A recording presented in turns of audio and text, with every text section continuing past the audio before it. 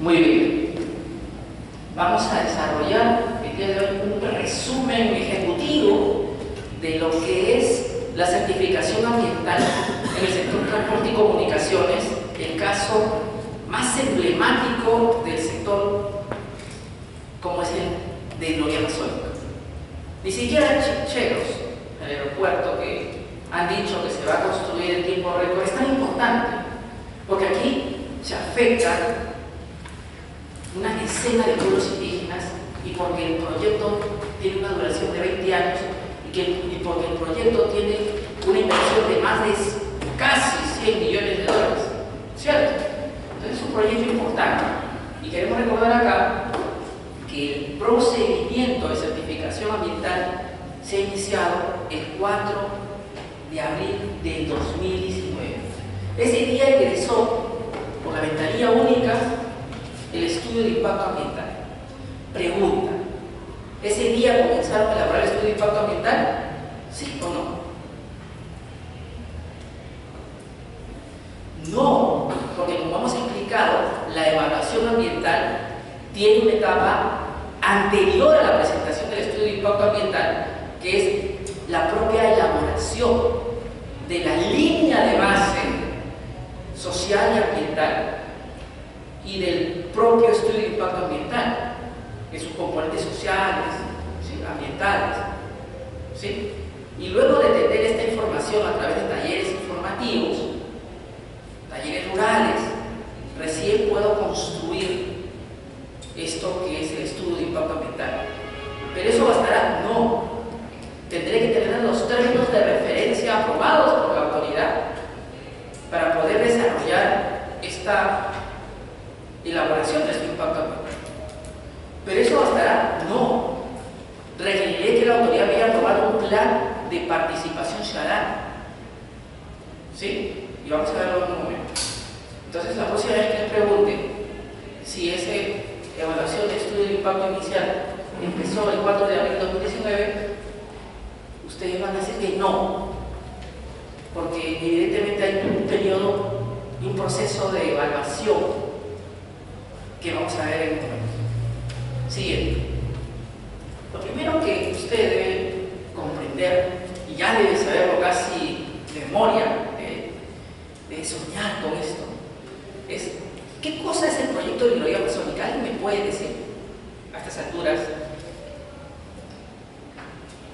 Feichi, Lucía, ¿qué es el proyecto de Gloria Amazónica? ¿Qué comprende? ¿Cuál es su propósito?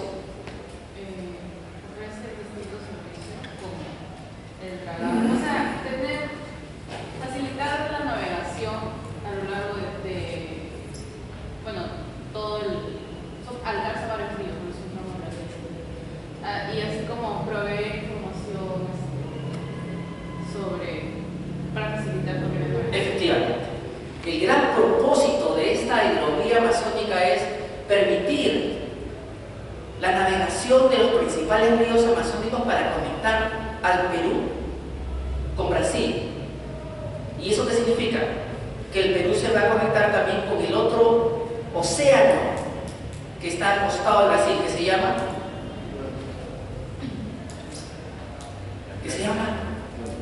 geografía. Y a su vez Brasil se va a conectar con el Pacífico.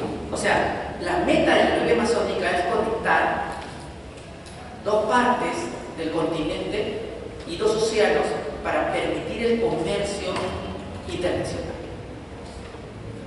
Créeme, los principales beneficiarios no son los pobladores locales que tienen una economía de subsistencia, porque ellos no van a querer llegar al Atlántico ni al Pacífico si no quieren llegar a la comunidad que está cercana. Y eso se dice claramente en el estudio de factibilidad, así como en el propio estudio de impacto ambiental. Ojo. Siguiente.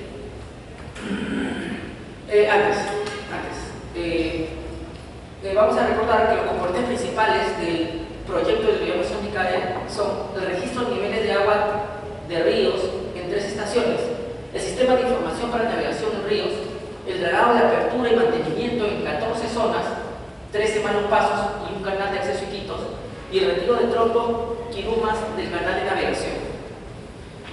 Aquí hay algo importante. Cuando ustedes visiten el Amazonas, ustedes, compañeras de intercambio, seguramente van a estar por Iquitos y van a darse cuenta lo inmenso que es este río. También van a descubrir que hay algunas zonas que no se pueden navegar porque hay montículos de arena o porque hay árboles clavados. Los árboles que se incrustan en el río se les denomina quirumas. Y los lugares que son de difícil navegación porque se han formado cúmulos de arena se llaman malos pasos, porque ahí puedes encallar, porque ahí no te deja pasar el río. Y puedes quedar allí parado por muchas horas hasta que vengan a retirar tu embarcación y llevarte para otro lado. Y estos dos elementos del componente de los componentes del proyecto son los que más preocupan. ¿Por qué? Porque en las quirumas existe una alta diversidad biológica y en el dragado existe la posibilidad de retirar sedimentos que pueden resultar nocivos para los peces y para la diversidad biológica y van a enturbiar el agua que muchas de estas comunidades tienen como principal sustento de vida. La beben directamente, cocinan con ella, se bañan, entonces van a tener un impacto. Sigue. Pero aparte de este servicio de dragado, de retiro de quirumas, también tenemos el servicio de navegación satelital que te va a permitir desde tu embarcación tener una especie de Wazer marítimo, donde vas a saber dónde está el canal que está limpio de palos incrustados y de montículos de arena que me puedan llevar a encallar con mi embarcación. Sigue. Existen, de acuerdo al estudio de factibilidad, 13 lugares donde mi embarcación podría encallar debido a los montículos de arena que existen o debido a que la profundidad del río no es de 1,80 m ni 2,20 m como lo pide el proyecto, sino es menos y podría quedar atrapado. Y eso podría hacer que me retrase muchas horas para llegar a mi destino. Esto es lo que implica el estudio de factibilidad. ¿Sí? ¿Qué es el estudio de factibilidad? ¿Quién me puede decir? Es el documento en el que consta la viabilidad del proyecto de inversión y su rentabilidad social y su rentabilidad económica, y además que hay una sostenibilidad ambiental. Es fundamental tener un estudio de factibilidad para poder elaborar un estudio de impacto ambiental. No se concibe un estudio de impacto ambiental de un proyecto como este, o vamos a ver el aeropuerto de Chinchero sin un estudio de factibilidad, porque tiene que ser rentable socialmente, tiene que ser rentable económicamente. Los 13 malos pasos, de acuerdo al estudio de factibilidad, se ubican en el río Marañón, Guayaga y Ucayali. Se les conoce con varios nombres. Aquí vamos a tener uno que se llama el mal paso Querosel, el mal paso Gasolina, el mal paso Puerto Elisa, entre otros. Lo interesante de este proyecto es que, al igual que muchos de ustedes, el río tiene una característica. ¿Cuál creen que sea esa característica? Rachel, Cortés, Seiche, Pablo, Clever.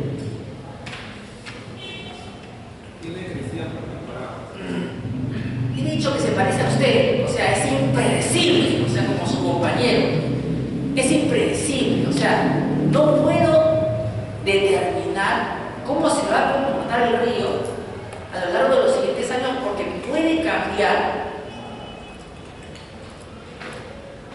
el curso o puede traer unos años, como tú lo planteas, de crecida, mayor cantidad de agua por el cambio climático o menor cantidad de agua Y entonces podrán aparecer nuevos malos pasos distintos a los 13 que ubicó el estudio de factibilidad. Y entonces yo sé, el asunto es el siguiente.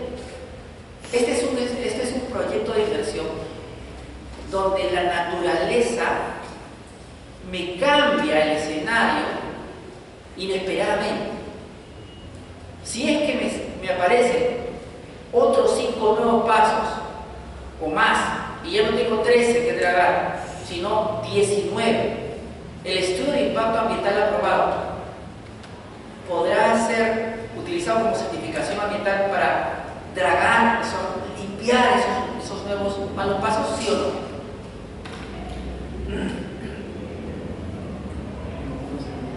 ¿Sí o no? No. ¿Por qué?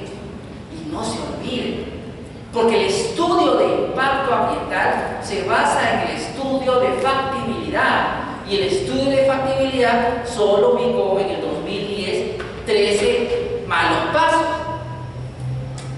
Si encuentras otros 9 por allí, esos tendrán que significar un nuevo estudio, una ingeniería de detalle distinta para determinar dónde voy a botar toda esa sedimentos, cómo voy a tener que transitar con mis naves para dragar, etc. Entonces la pregunta, se lo puedo preguntar, ¿el estudio del impacto ambiental puede servir para enfrentar nuevos impactos que el proyecto ha generado en su ciclo económico, sí o no?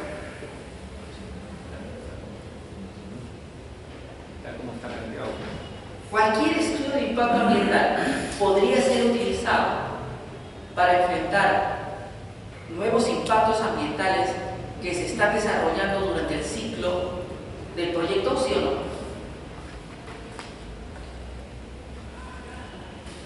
Impactos no previstos, por eso digo nuevos.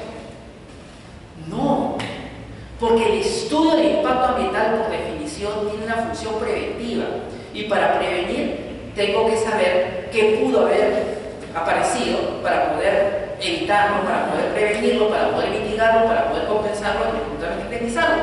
Si es un nuevo impacto, requerirá ese estudio de impacto ambiental, yo sé, una modificación, o si usted quiere, Lucía, una actualización. ¿Y si no lo hicieran? Si no lo hiciera, es una gran pregunta. Estarías contraviniendo la normatividad de protección ambiental, como la ley del Sistema Nacional de Evaluación de Impacto Ambiental, como el reglamento de esta norma, o como el propio reglamento de protección ambiental de transporte, porque el titular del proyecto, cuando identifica nuevos impactos, debe comunicarlos a la autoridad para adecuar su instrumento de gestión ambiental. O sea, pero si no lo hace, en el periodo de tiempo en el que eso sucede, es como que la certificación está suspendida o algo así. no, estamos hablando de que O sea, todavía no se ha certificado. ya estoy certificado. Llámeme Aeropuerto Jorge Chávez, llámeme Tía María, llámeme Majestad Igual 2, proyecto que quieras. Y allí decía, para simplificar, que había 5 impactos que iba a generar el proyecto. Pero de pronto en el ciclo económico, en el ciclo productivo, como nosotros no somos clarividentes ni nos tratamos porque el hombre es un ser falible, aparecen otros 2 nuevos. Y me doy cuenta que aparecen porque hay una afectación a la diversidad biológica, hay una afectación a la salud humana, o hay una afectación a la bienestar social. Y que me genera incluso conflictividad social. Yo podré seguir alegando, no, yo voy a pasar con mi actividad, acá tengo mi certificación ambiental, todavía no han pasado 5 años y sigue vigente. No. Porque la certificación ambiental está previendo sobre esos 5 impactos que dijiste que había, pero que en el curso de la actividad aparecieron otros 2 o 3 que la autoridad no evaluó.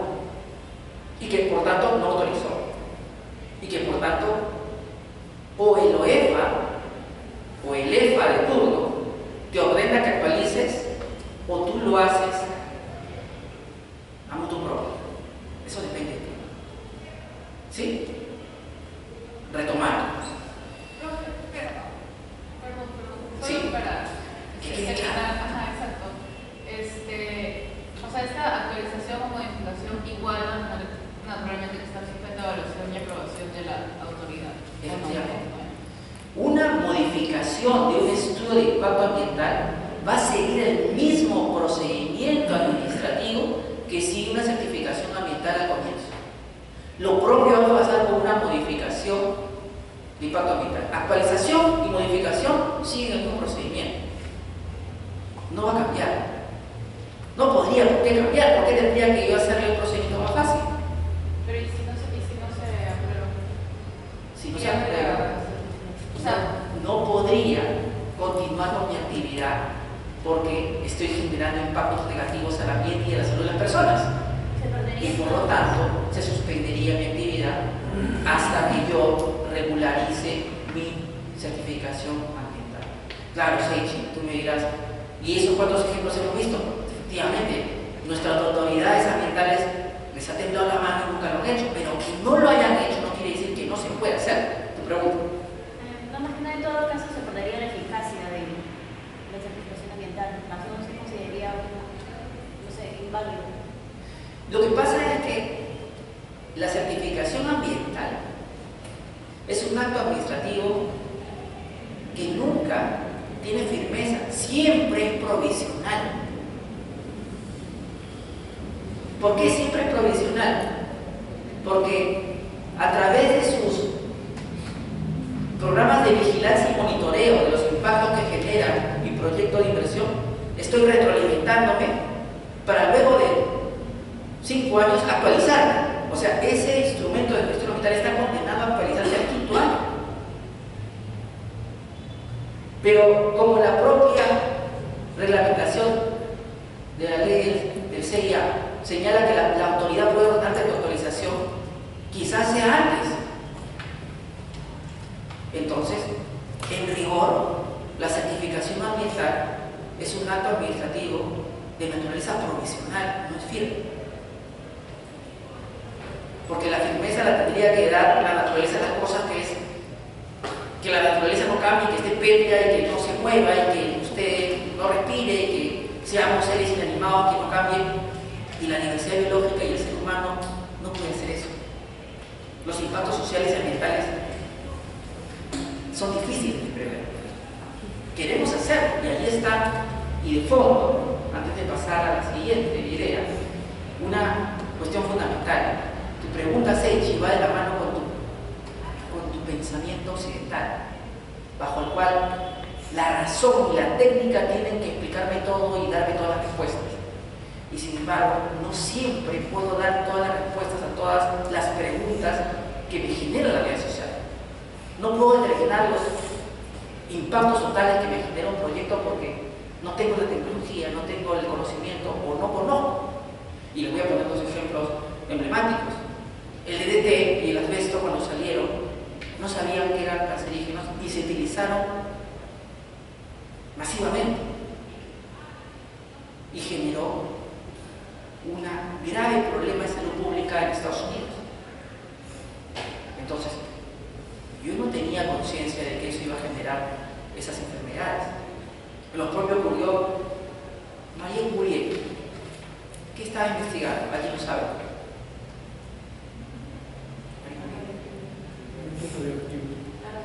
La radioactividad. ¿Sí? Y había un componente altamente radioactivo que ella utilizaba. Y en esa época incluso las personas lo llevaban como amuleto de suerte o como objeto de prestigio. Y no sabían que generaba graves enfermedades, ni ella misma lo sabía. Para aquellos que vean un documental de ella, se cuenta que su ataque uno lo puede tratar como cualquiera porque tiene altas dosis de radioactividad su cadáver. Entonces, estos 3 ejemplos demuestran que el ser humano tiene un conocimiento limitado versus al conocimiento, digamos, infinito, que es la realidad social, la realidad ambiental que no conocemos a plenitud. ¿Sí? Esa es mi idea. Por eso es que una película como Joker ha generado tanta controversia a nivel planetario y nadie se pone de acuerdo si una persona enferma mental puede llegar a hacer las cosas que hizo este personaje o en realidad también las podría hacer una persona sana. Justamente en ese carácter de imprevisibilidad y de incapacidad que tiene el ser humano de leer a sus propios congéneres es que se basa el éxito de esa película. Y lo propio, como decía, el estudio de impacto ambiental. El estudio de impacto ambiental cree saber con todo lo que va a venir, pero no lo puede asegurar, y por eso su provisionalidad, por eso su capacidad de retroalimentación periódica. Siguiente. Y aquí, no se olviden, es la última vez que se los voy a decir.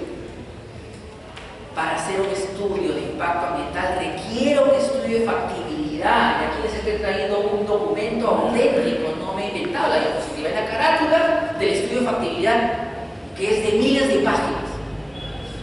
¿Sí? El curso debería durar días para poder estudiar el estudio de factibilidad, ¿no? Y este estudio de factibilidad es del año 2010. Mejoramiento y mantenimiento de las condiciones de navegabilidad de los ríos Guayabo, Guayas, Marañón y Amazonas. Era el nombre original. ¿Sí? Siguiente. Y les recuerdo que en el ciclo económico del proyecto tengo una etapa de preinversión donde está mi perfil del proyecto, mi estudio de factibilidad, mi estudio de factibilidad, y recién cuando tengo eso puedo crear, construir, diseñar mis estudios definitivos, mis estudios de ingeniería a detalle. ¿Cuál es el gran problema en el proyecto de hidrovía amazónica? Que no tengo los estudios de ingeniería a detalle.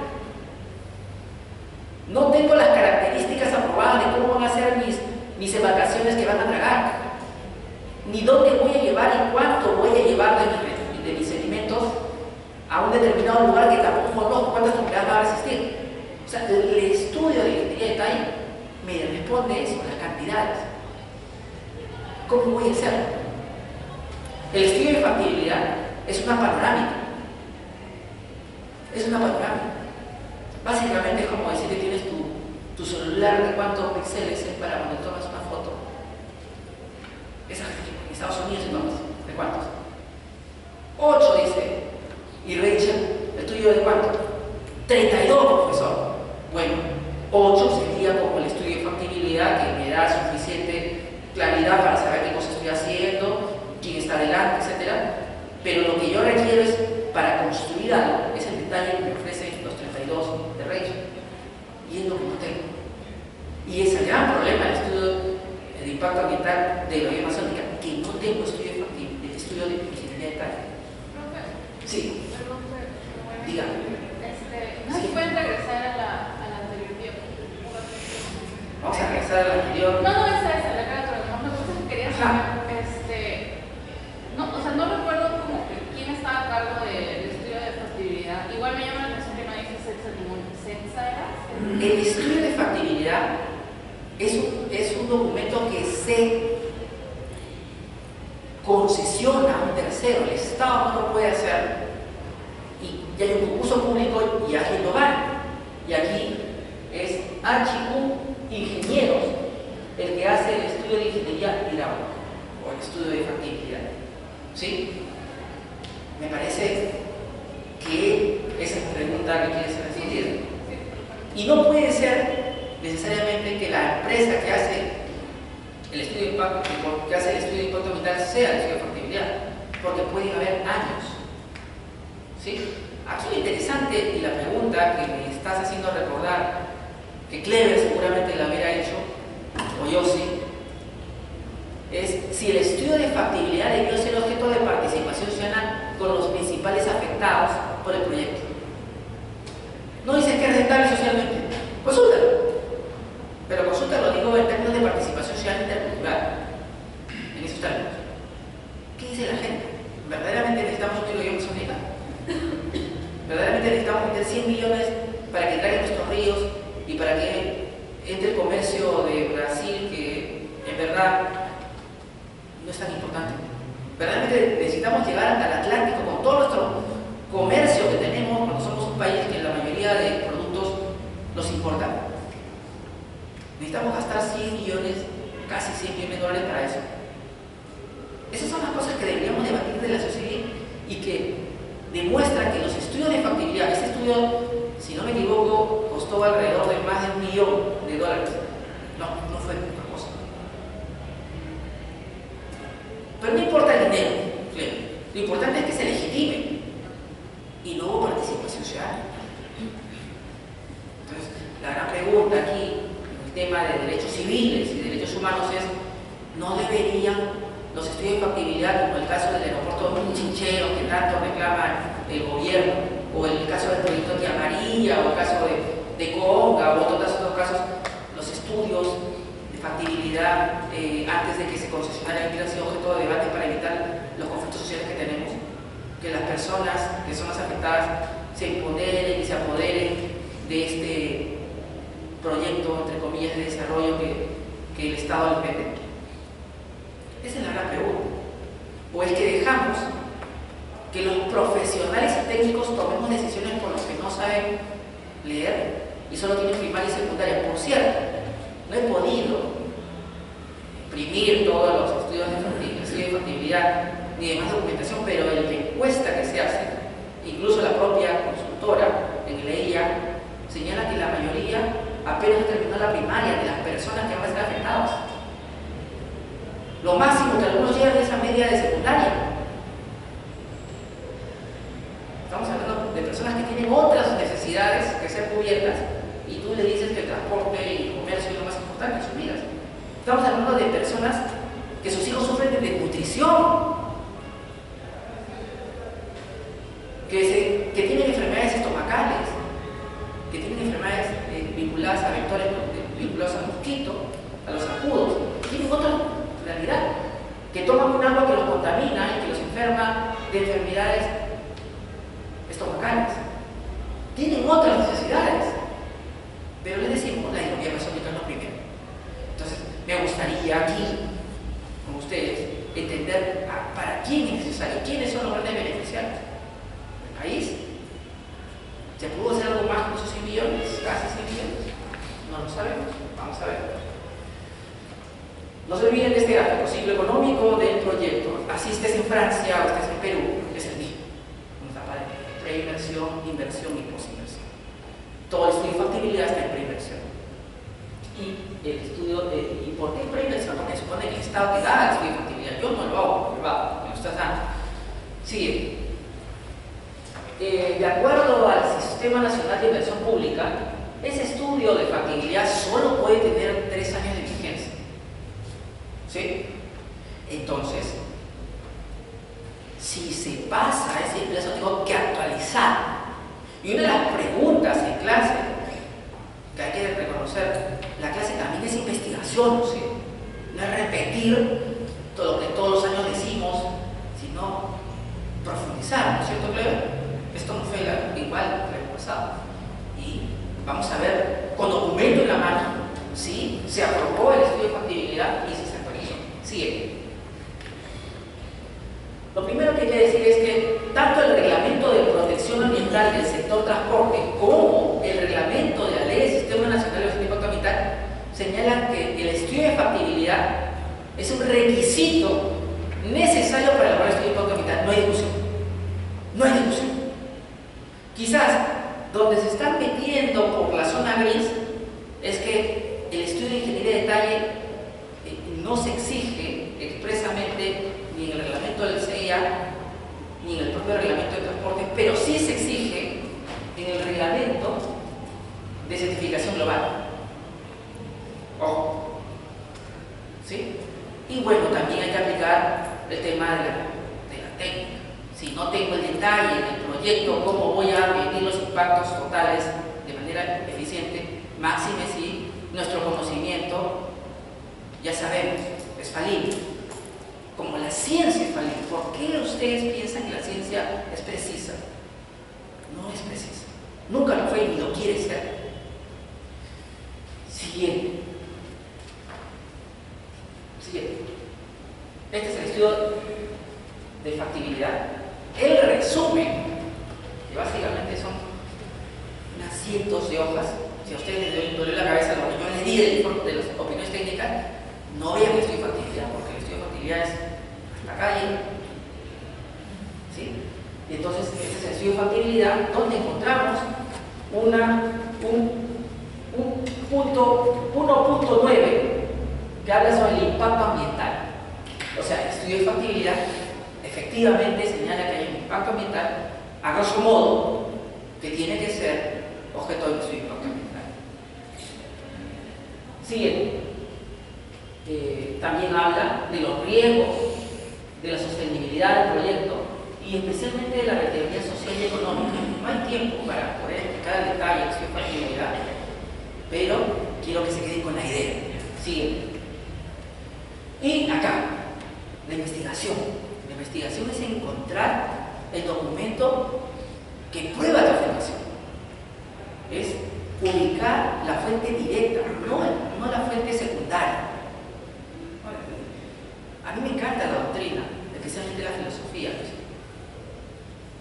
pero siento que en los libros de derecho falta la parte de cómo demuestro esa afirmación, cómo demuestro mi teoría del caso.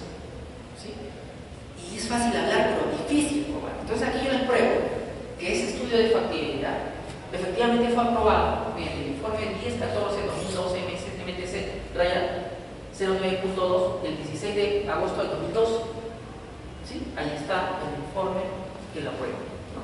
Y al costado, miren lo que dice, es un formato bien interesante porque muestra cómo funciona esta declaración de viabilidad del proyecto de inversión pública. Esa ficha, cuando se llena con esa categoría y se adjunta el estudio de factibilidad, dice el proyecto va.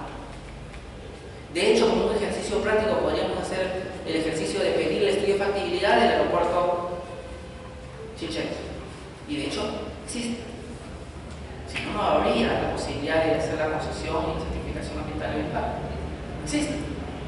Porque lo requieres tanto para buscar un concesionario, un tercero que lo haga, como para hacer su impacto ambiental. Por eso lo requieres. Por componente económico, por componente social y por componente ambiental. Pero la pregunta aquí es si se actualizó ese estudio de factibilidad, porque estamos hablando que en el 2010 se hizo, en el 2012 se aprobó, pero estamos en 2019, se habrá actualizado. Siguiente.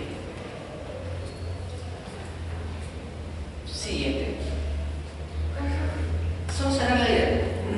Y la respuesta es sí se actualizó. Se actualizó con este informe 048-2017 MTC 13.01 del 9 de junio del 2016. Asunto: actualización de verificación de la viabilidad del proyecto de mejoramiento y mantenimiento de las condiciones de navegabilidad de los ríos Ucayali, Guayaga, Marañón y Amazonas. Código SNIP 33407. El problema con esta actualización es que son alrededor de 25 páginas que sustentan que efectivamente el estudio de factibilidad se mantiene vigente. Y yo no estoy tan seguro que eso sea así. Por dos razones, que iban con tu pregunta. Primero, porque para poder llevar adelante un proyecto también tienes que ponerle una agenda del gobierno. Está en la agenda del gobierno de la economía amazónica, le han escuchado decir así como el doctor le escucharon, vamos a hacerlo, seguro. Los aspectos ambientales en los últimos 6 años o más han cambiado. El cambio climático, la contaminación, los derrames de petróleo, que se han vuelto en los últimos 5 años bastante de una forma continua. Y tercero, la legitimidad social. ¿Queremos todavía este proyecto como pobladores afectados, como nación, como sociedad? No sé. Eso no te responde.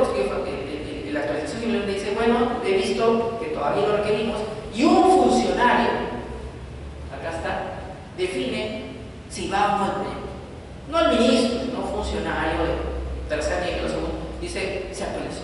Las implicancias de actualización es a un grupo enorme de población, a un grupo enorme de servicios ecosistémicos, pero no se toma en cuenta. ¿Por qué? Porque lo más importante es lo económico. Y los informes de viabilidad y de actualización lo firman economistas. Y ese es el enfoque también que hay que repensar. La economía tradicional nos ha generado el grave problema del cambio climático, que existiría igual si nosotros, pero lo hemos agravado. Y es la nueva rama de la economía, que es la economía ambiental, la que quizás nos dé más luces sobre cuáles son las decisiones que como Estado deberíamos tomar. Lucía, diga Lucía, es importante. Se sustrae. Bueno, usted, fuerte. Profesor, ¿esta transición realmente debería para la ciudadana o...? Esa es una pregunta buena. ¿La actualización debería requerir constitucional? Nosotros pensamos que sí. Pero las decisiones más importantes las define en nuestra democracia los técnicos. O sea, vivimos en realidad en una tecnocracia.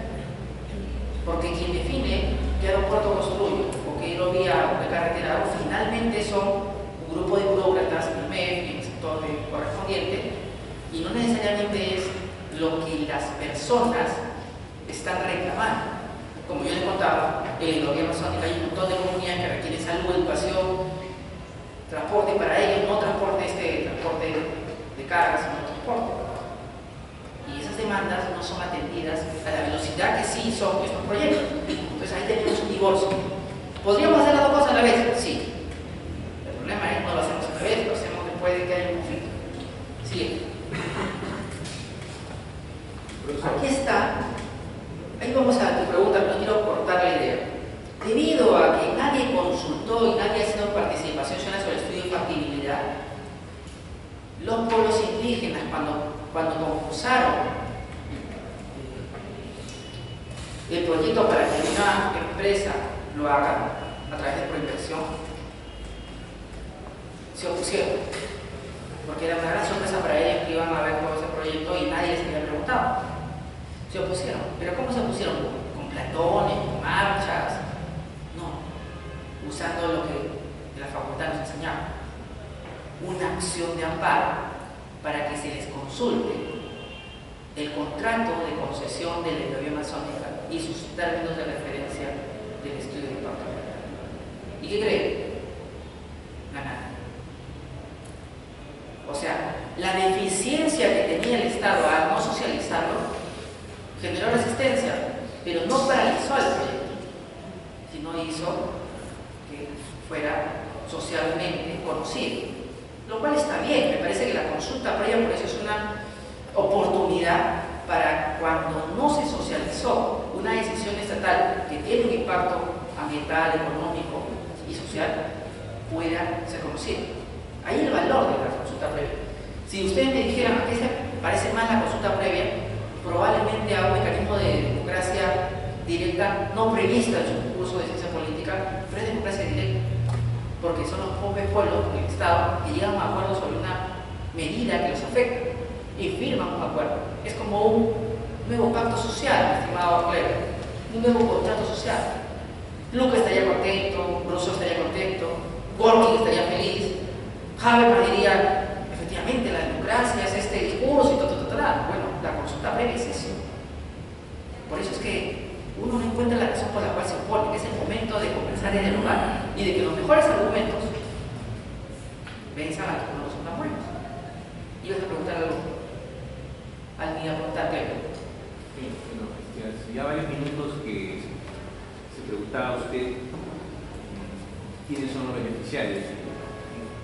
Por supuesto, a esa pregunta usted tiene una respuesta que era, no son precisamente los pueblos originarios. Se entiende que estamos frente a un estudio de factibilidad que es parte del ciclo económico de preinversión y donde también, como se ha afirmado, el objetivo principal es determinar la rentabilidad económica y social. Pero entonces imagino que eso está de alguna manera escrito y detallado en ese estudio. Entonces la respuesta seguramente la debemos tener. ¿Cuál es la tasa de retorno económico y social que tiene este estudio o este proyecto de hidrovía, ¿no es cierto? Efectivamente, esas respuestas están en el estudio de factibilidad. Se supone que están, pero tenemos un problema con el estudio de factibilidad. O sea, no es que esté mal hecho, está perfecto. Pero el planteamiento, porque la ciencia y la técnica, aunque me guste, tiene una ideología, esa es una visión occidental. Estamos viendo que todo lo que... Eso una afectación ambiental, puedo hacer una valoración económica ambiental y pagar por eso. Pero el estudio de factibilidad no calculó la compensación ambiental que significa desaparecer una diversidad biológica que está en la Tiruma, o la afectación que generaría a los pueblos indígenas que no podrían tomar esa agua con turbidez o que no podrían tener una pesca como la tendrían ancestralmente. Eso no calculó porque el pensamiento del ingeniero es occidental y eso está bien porque se crió en esa cultura. El problema, y aquí, gracias por tu pregunta, del estudio de factibilidad, como muchas otras políticas listadas, la interculturalidad. Eso que no le gusta a Habermas, ¿no es cierto? Habermas no cree en la interculturalidad. Bueno, yo me apunto con lo que habla de la descolonización del pensamiento latinoamericano y sí creo que debemos entendernos como no iguales, diversos, distintos.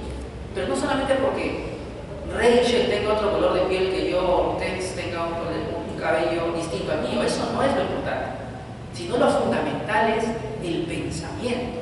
Cuando Lucía fue a Estados Unidos, las expectativas que tenía una joven de estudiar en Estados Unidos son completamente diferentes a una peruana, como tú. Si te empiezas a charlar, probablemente te des cuenta que la visión del mundo de alguien de Estados Unidos es distinta a una peruana o a un peruano. Tiene otra mirada del mundo y es debido a que tiene una cultura distinta. Eso no está mal, está muy bien. El ser humano puede tener diferentes pensamientos. El asunto es que consideremos ese pensamiento diferente en la construcción de políticas públicas que deberían ser interculturales.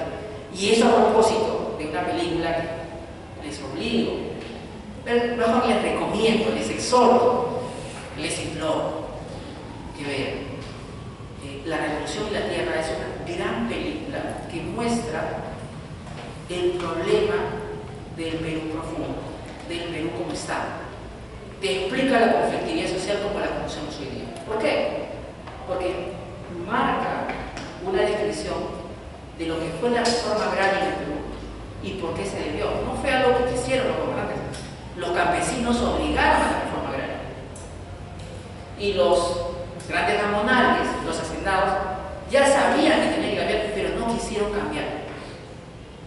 Me van escuchando cuando me vean, si es que van a ver la película, que ellos sí tenemos conocimiento que los campesinos no tienen que trabajar gratis, que toda esta tierra no puede ser nuestra, hay que repartir, o sea, tenían. El problema es que cuando los cambios sociales no llegan en su oportunidad, surgen cambios radicales, que fue lo que se produjo en este proceso de Perú, de esta.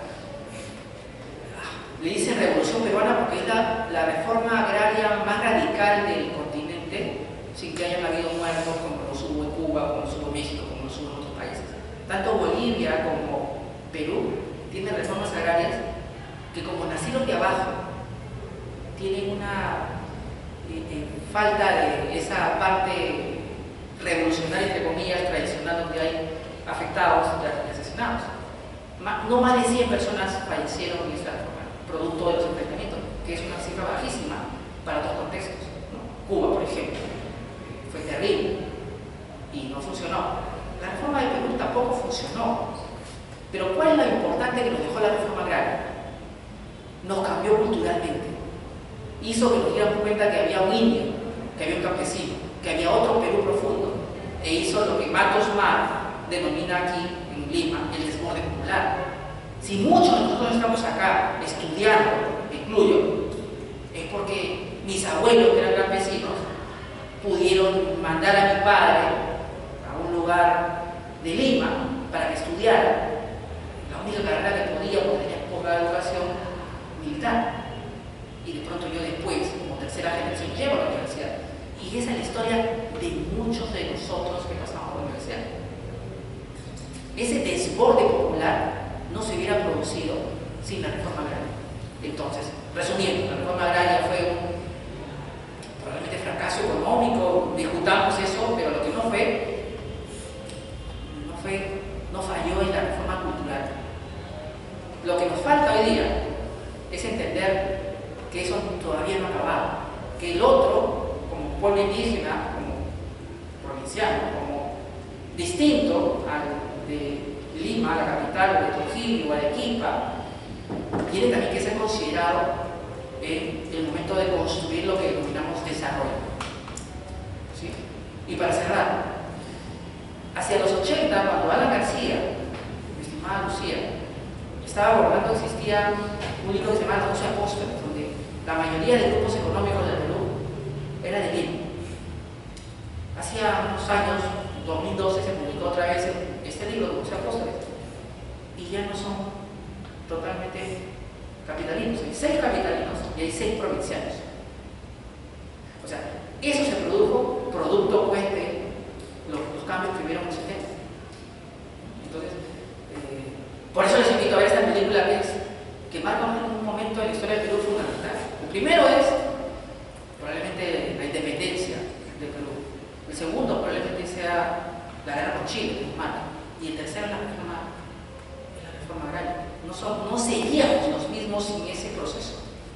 Y de hecho, la consulta previa es parte de esa forma de entender al otro distinto y de traer abajo un mito, que es fundamental que se entienda.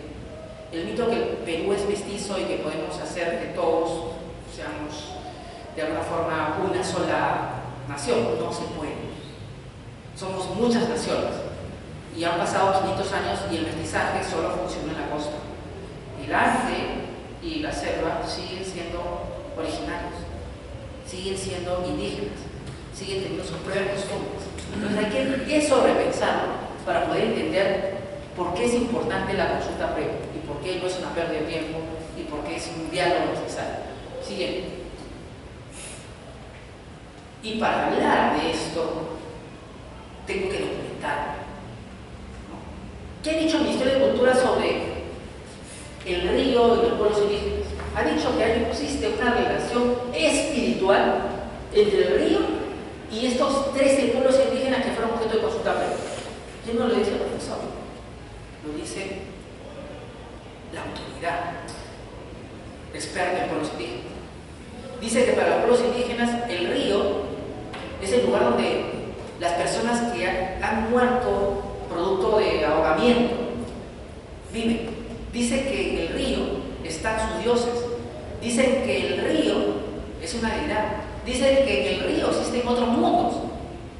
Y así como, por ejemplo, usted puede ir corriendo a ver el universo de Marvel y el multiverso, ¿se acuerdan de estas referencias? ¿Entienden la referencia? Lo mismo ocurre con el caso de los pueblos indígenas y sus multiversos, porque un mismo pueblo indígena puede tener una concepción del río, pero otro pueblo indígena tiene otro, y es el mismo río. Sería fantástico leer este informe con usted, porque es maravilloso cómo en el imaginario colectivo de cada pueblo indígena encuentran a las sirenas, encuentran a demonios, encuentran que el bufeo es un hombre que está allí, ¿no? Etcétera, etcétera.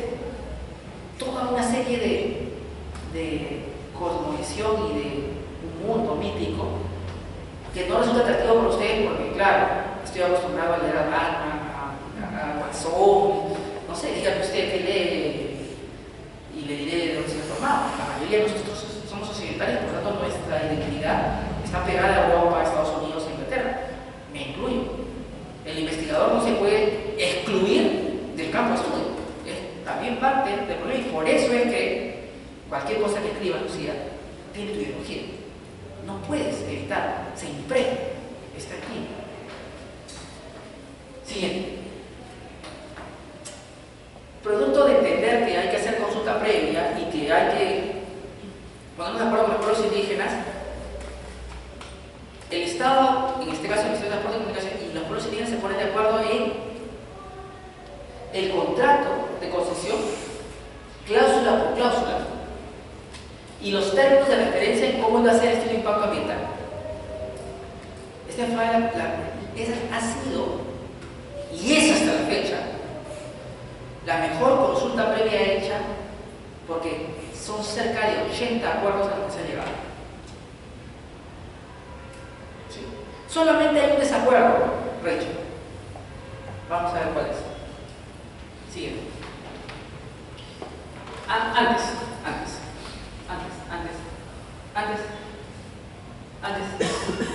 El desacuerdo que está aquí es: no quiero que dragues el río.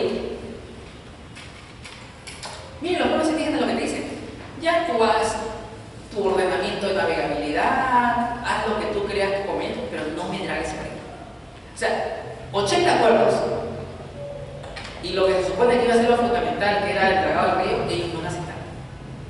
No fueron a la universidad, no estudiaron, no se fueron al extranjero, pero saben que el río mismo es su vida, tanto física como culturalmente, y lo protegen.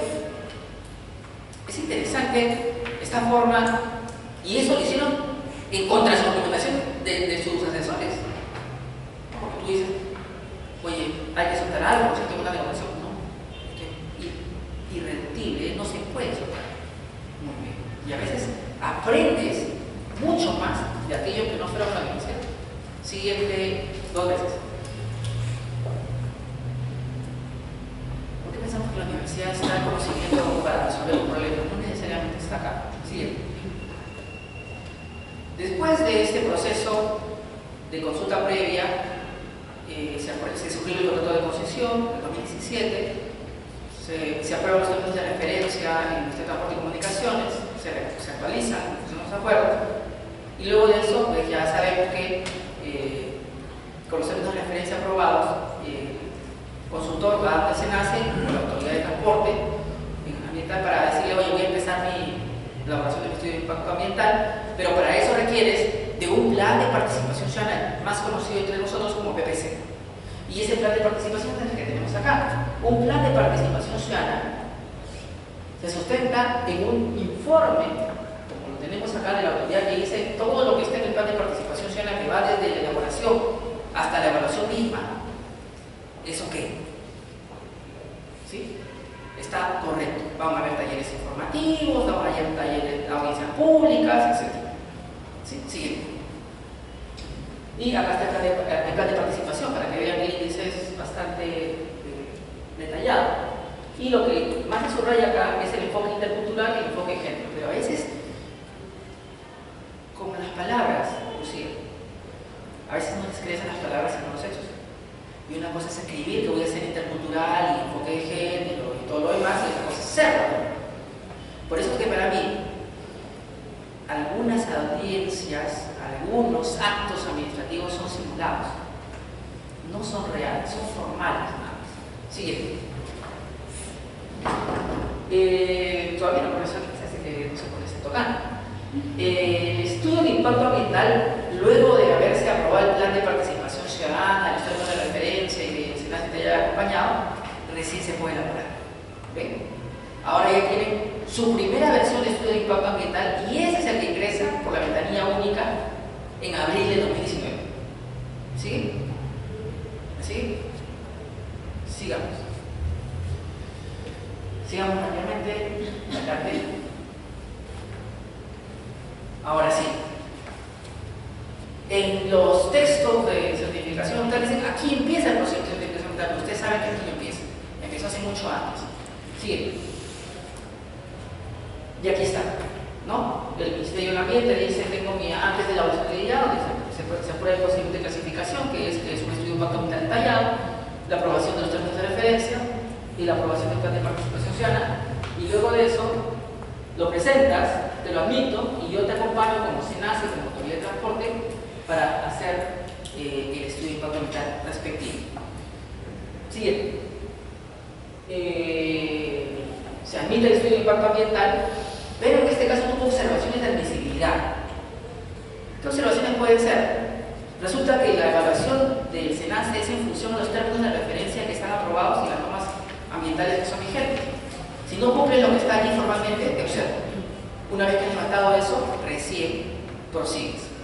Y prosiguió, levantó las observaciones de admisibilidad, se admite el estudio ambiental del 20 de mayo de 2019, y a partir de allí, el 24 de mayo de 2019, se solicita opinión técnica a 21 dependencias de 17 instituciones. que ustedes han leído. Sí, dígame una, Lucía. Sí. Dígame una, Rachel. Una de las autoridades opinantes. Claro, CERNAC, Ministerio de Cultura, CERFO, etc. ¿Sí? Acá están para que no se olviden. De acuerdo al MINAC, y yo estoy de acuerdo, y el reglamento los propios reglamentos de protección ambiental señalan esta categoría. Hay opiniones vinculantes y no vinculantes. Las vinculantes son aquellas que si no las tienes, no hay estudio de impacto ambiental posible, se desaprueba. Y una es la Autoridad Nacional del Agua y otra es el CERNAC, el Servicio Nacional de Áreas Protegidas del Estado. Y las demás, no vinculantes, son las que están al costado, que son las que ustedes han leído. Ministerio de Agricultura y Riego, Ministerio de Comercio Exterior y Turismo, Ministerio de Cultura, Ministerio de Transporte y Comunicaciones, Ministerio de Producción, Autoridad Portuaria Nacional, Dirección General de Capitanía, Dirección Regional de Producción de Loreto, Dirección Regional de Producción de Cayal, Instituto de Investigación de la Amazonía Peruana, Instituto de Mar Perú, OSINFOR, Organismo Nacional de Sanidad Pesquera, Servicio Nacional de Meteorología y Hidrología del Perú, Servicio Nacional Forestal y de Fauna Silvestre, y hay varios. Todos esos son opiniones. ¿Sí? Y aquí la pregunta de Bio y Lucía, pregunta tú primero. No, o sea, quería saber si es que desde el comienzo, o sea, desde que nace el proyecto, la inversión, hace su estudio y todo eso, ya se puede saber quiénes van a ser los opinantes, vinculantes y no vinculantes, o va a depender de los impactos encontrados en el ley. Va a depender de lo que señala el estudio de impacto ambiental efectivamente y los recursos naturales que se impactan. O sea, podría ser que, por ejemplo, si hay una modificación o autorización de ley, a los opinantes vinculantes y no vinculantes sean otros. Podrían cambiar. Una de las cosas que me llama la atención poderosamente es que un criterio de protección es la salud humana. ¿Y dónde está opinando DIGESA o el Ministerio de Salud ahí? Entonces, una de las cuestiones que deberíamos cambiar es que el Ministerio de Salud siempre debe opinar o debe estar al tanto de las implicancias en la salud de las personas de la certificación ambiental.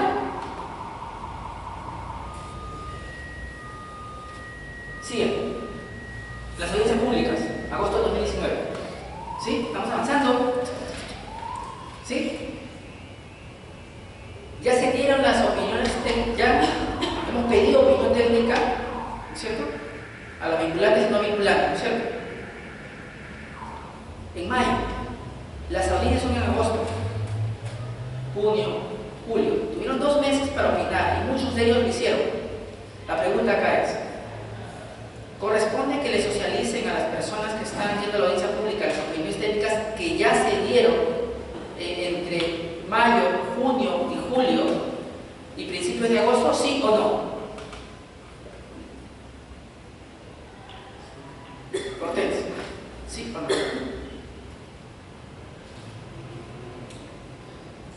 Claro que sí. ¿Por qué dudan? Se supone participación ciudadana y yo debo estar al tanto de toda información ambiental que va a impactar en mi vida y en mi ambiente. ¿Por qué tendría que ocultarlo? Debería, en la audiencia pública, socializarse las opiniones técnicas que al menos han llegado, para que la población afectada tenga conocimiento de que haya observaciones que la consultora debe absolver y que en el acto de la audiencia pública podría ella explicar. ¿Por qué le tenemos temor a eso?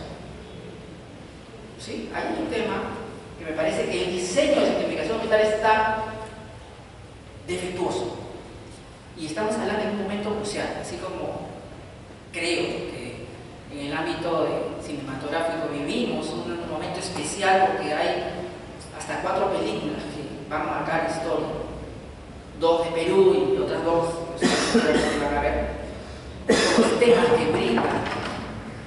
El otro asunto fundamental es que hace una semana se acaba de aprobar un proyecto que va a modificar el reglamento de la ley del sistema de evaluación de impacto ambiental. Y ayer, domingo, se ha aprobado un proyecto de Gracias. De certificación única para el SENASA. ¿Sí? Entonces, ahí tenemos que lo que estamos conversando tiene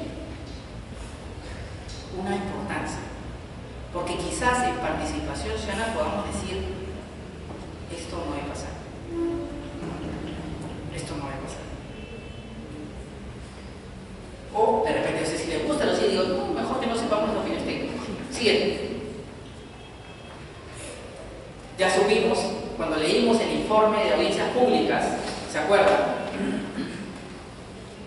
Que han sido bastantes las posibilidades de transmitirle a la población el estudio de impacto ambiental, y ya sabemos que Ucayali no lo hicieron bien, pero en otros aparentemente lo han hecho bien. Imaginemos que lo hayan hecho bien. Pregunta: ¿he socializado la primera versión del estudio de impacto ambiental sin opiniones técnicas? ¿Es suficiente? No. No. Es como que a usted, como redactora, consultora del libro, le diga, te doy la primera versión de mi libro para que lo veas, pero finalmente el doctor Pedro publica una que tú no has visto. ¿Pero por qué no me consultaron? Dice ella. No sé, yo pensé que sabías. El autor me lo pasó de frente a mi correo y se publica eso. Es lo mismo que pasa con el estudio de impacto ambiental. Le socializas a las personas una versión de ella preliminar, la primera versión, pero la versión definitiva, si quieres decirlo, del estudio de impacto ambiental, del libro, metafóricamente hablando, de la tesis, no la conocen. Porque el estudio de impacto ambiental puede cambiar profundamente a partir de las observaciones que hagan el propio SENACE y las propias autoridades opinantes, sean vinculantes o no vinculantes. Ahí está. Siguiente. Ahí tenemos que después de esas audiencias tiene que darse un informe de la autoridad que evalúa, en este caso SENACE. ¿Y ese informe cómo se va a llamar? Se va a llamar Informe de Audiencias Públicas del Estudio de Impacto Ambiental, en este caso el proyecto de regulación. Y esa que ustedes han leído hace una semana, ¿cierto? ¿Se acuerdan? Que lo hicieron en grupo, ¿sí? Que decía que había una serie de deficiencias, ¿cierto? Y hacía recomendaciones. Esas audiencias públicas se refieren a esa primera versión del estudio de impacto ambiental.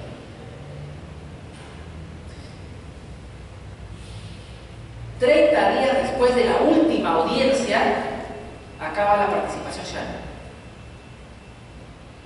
Yo les he pasado a ustedes las opiniones técnicas por grupos. ¿Fue difícil, Hortense, leerlas? Rachel, ¿fue difícil? Sí. ¿O no? Sí. Creo que para muchos ha sido difícil. Sage, ¿no? Leerlas y entenderlas. Ahora imagínense que no han sido solo la opinión que ustedes leyeron y que estaban matándose por entender, sino han sido 21 opiniones. Y que yo me tengo que esforzar por entender en esos 30 días sin nadie que me los explique. La autoridad no ha venido a explicarnos. Entonces, ahí tenemos una deficiencia. Se corta la participación ciudadana 30 días después sin haber explicado las opiniones técnicas. Pero viene aquí lo peor. Siguiente.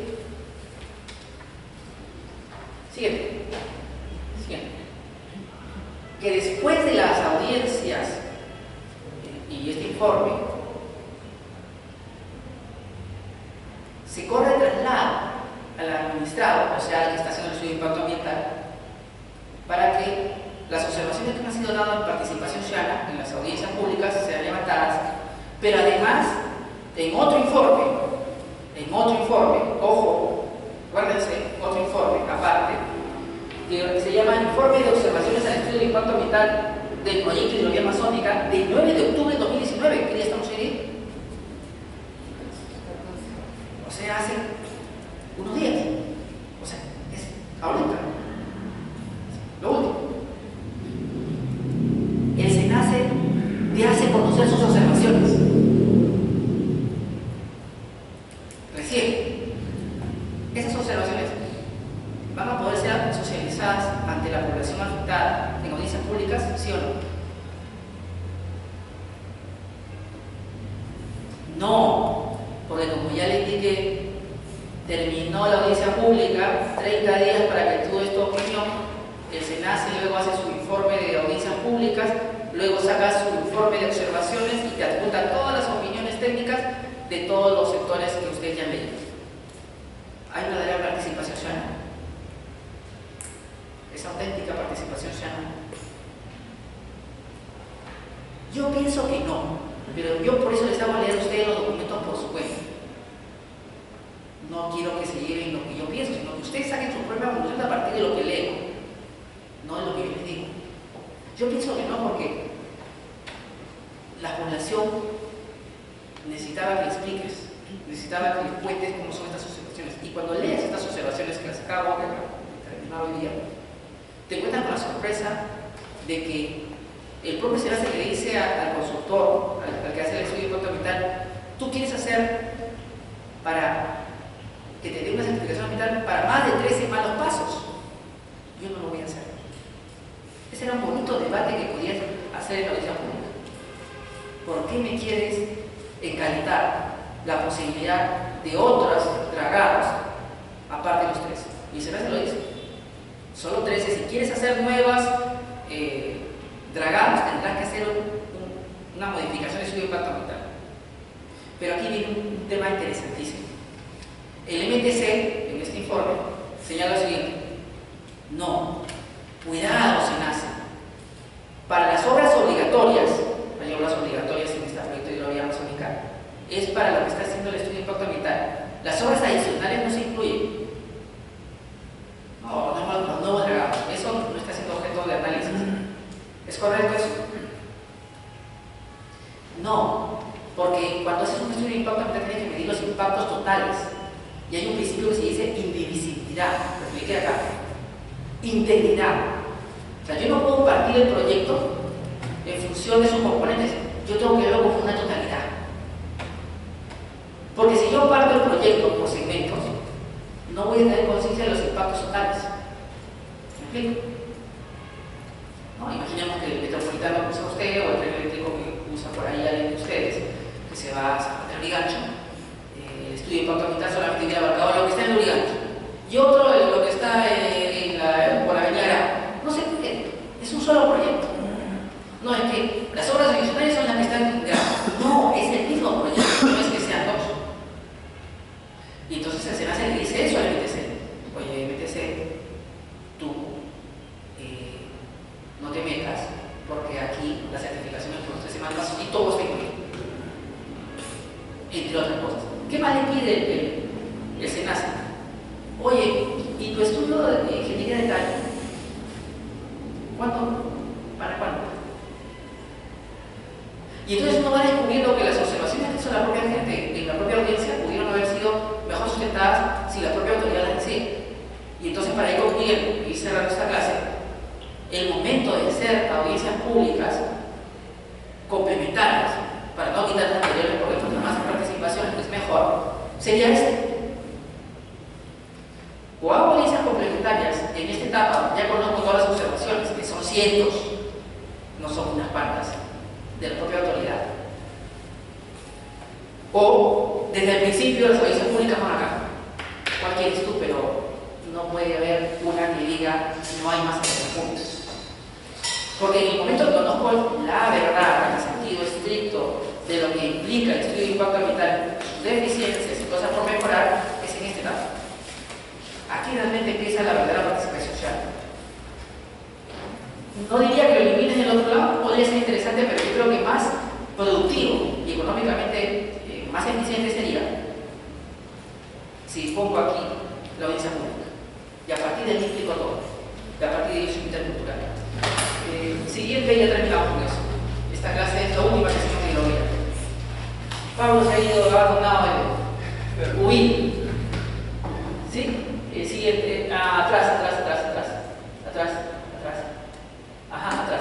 Entonces, para ir cerrando, lo que puede pasar es que haya un informe de observaciones en octubre de 2019, se dio si se dio, estamos en este escenario. Si se levantan las observaciones en noviembre de 2019, evalúan los opinantes por 10 días y emiten resolución directoral de certificación ambiental en diciembre de 2019. O sea, es sencillo. Si la consultora ambiental y titular del proyecto levanta las observaciones, en diciembre de 2019 tenemos certificación de evaluación. Sin embargo, hay un supuesto distinto, segundo supuesto.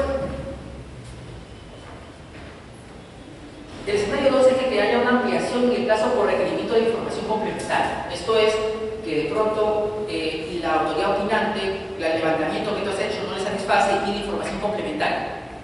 Y eso significa que vas a tener que tener más tiempo para poder desarrollar esta información complementaria que requiere la autoridad opinante o el SENASA.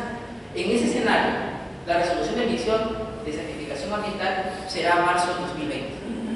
¿Sí? ¿Cuál es mi deseo? Ojalá sea en marzo de 2020, porque tal como está el estudio de impacto ambiental, hace falta socializarlo mucho más. ¿Qué le conviene a ustedes?